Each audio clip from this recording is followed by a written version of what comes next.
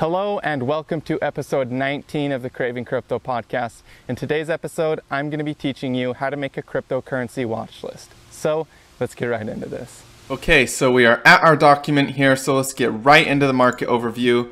On coinmarketcap.com, we have $229,341,898,000 in total market cap. Bitcoin is at 112 billion, the price is 6,500, and the 24-hour volume is $4.2 billion. 24-hour change is up 2.7%. This is really expected as yesterday and the day before were all panic days. Ethereum is at $36 billion in market cap. The price is at $364. The 24-hour volume is at $1.6 billion, and the 24-hour price change is up 1%. XRP is at $13 billion in market cap. The price is 34 cents. 24-hour volume is at 330 million, and the 24-hour change is up 3.14%. Bitcoin Cash is at $10 billion in market cap. The price is $606. 24-hour volume is 362 million, and the 24-hour change is up 2.34%. EOS is at $5.3 billion in market cap. The price is at $5.87. 24-hour volume is 705 million, and the 24-hour change is up 3.91%. I will say that EOS is picking up a little bit in volume right now, and that's a good sign. And when we go over to the total market cap and analyze support and resistance, you can see that we did go in for a new low at $229 billion in market cap. We're starting to come back up towards those levels that we broke below.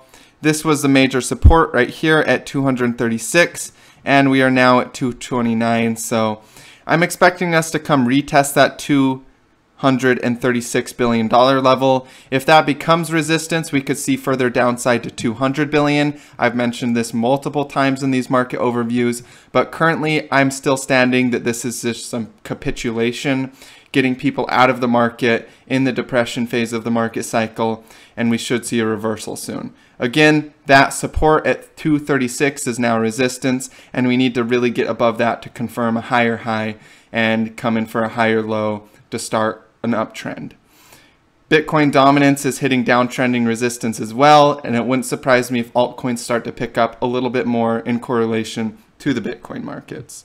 Today's topic is how to make cryptocurrency watch lists. So I've got a watch list example right here. I used Google Sheets to make this spreadsheet, and we're going to go ahead and show you how you can take this, copy it, make your own, and make adjustments as needed. So firstly, over here on the left-hand side, we have a large cap. This is where you put all of your large caps in your watch list. CAP stands for capitalization or total market cap. That's why you can head over to coinmarketcap.com and see what one is in these higher end caps. I consider anything under about $100 million to be a small cap coin.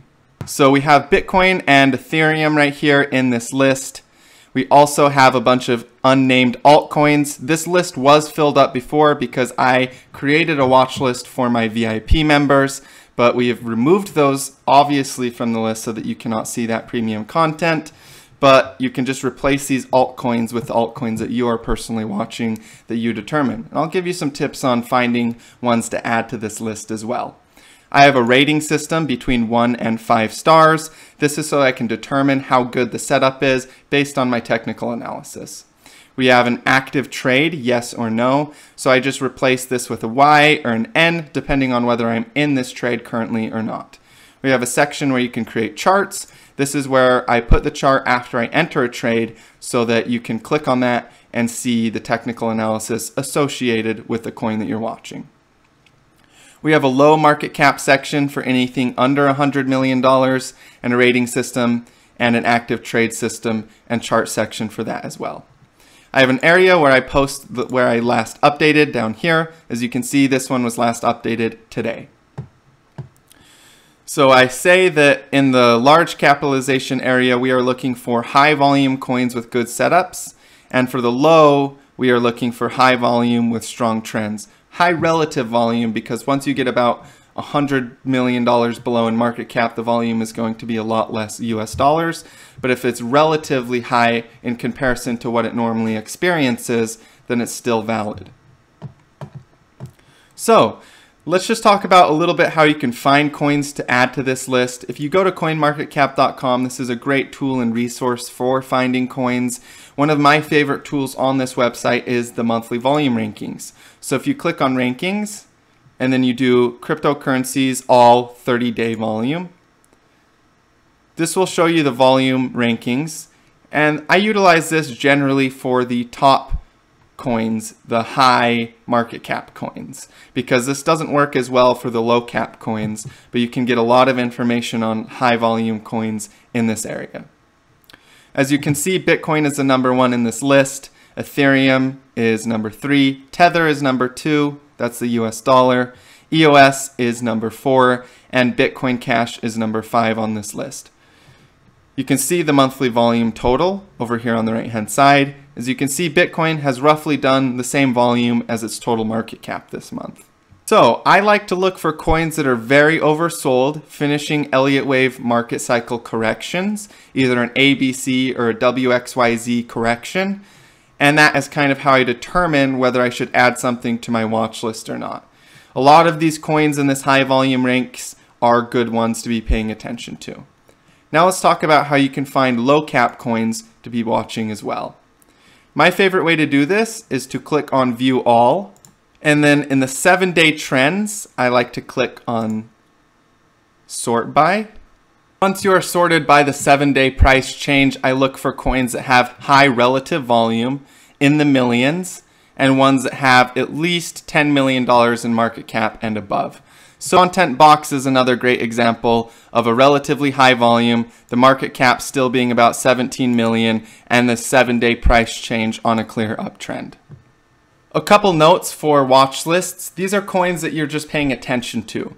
So you want to come check your watch list about once a week, go through these coins, see how they're looking, and if you see a good setup, then you can adjust whether the trade is active or not, and then go ahead and change yes onto this section here. I would also recommend that you always add a chart with your analysis so you can go back and see how well you did later. For example, here is my most recent update on Bitcoin. Comparing it to the NASDAQ fractal, I was showing how we would see a little bit of a correction from these levels back down to support.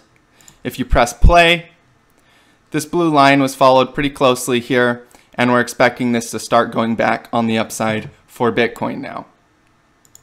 Ethereum is the other one that we have a chart for.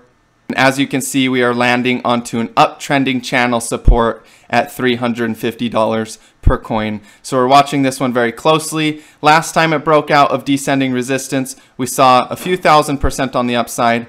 We want to see a similar story here. Overall, I really like having a watch list. It keeps things really organized and clean so that you're not questioning your analysis and so you don't get lost in all of these thousands of cryptocurrencies out there. It's really important as a trader to be organized and be clean with everything that you do, and this is the easiest way I have found to do so. Okay, so let's do some Q&A from the comment section. Andrew Pride asks, apologies if this is not related to content. When exiting a position from an altcoin, is it best to trade this to Bitcoin and hold there as Bitcoin, or is it best to keep wallet as fiat? Can't work it out. Obviously, fees will apply and likely depend, I'm sure. Thank you. So this is a really great question. If you are trading altcoins, the ultimate goal is to accumulate more dollar and more Bitcoin. These are the two most useful assets in your portfolio, and those are the ones you really want to be focusing on. So what I recommend doing is exiting back into the dollar. You may have to trade through one more exchange, going through the altcoin market into Bitcoin and then into the dollar, meaning you might have to pay a little bit more of a fee, but it's always worth it to accumulate more Tether, considering that's what stabilizes your account. If you are trading Bitcoin, make it aside from your altcoin trades and don't mix them two together. It'll be confusing. So yes, if you're selling an altcoin, sell into the dollar. That's the spot that you need to be taking your profits. Hopefully this answers your question. Anybody else that's watching this, keep those questions coming and I might pick you in the next Q&A in the next video. Here's the Coinigy sign up if you want to do technical analysis and charting. Here's BitMEX if you want to do leverage trading, although I do not recommend it for beginners. And here's my Bitcoin address. If you like what I'm doing, you can go ahead and send me donations there. My website is also linked here. Thank you so much for tuning in today's video. I hope that you learned something. Go ahead and hit that like button, hit that subscribe button, and go to the comment section below if you have any questions. As always, stay profitable out there.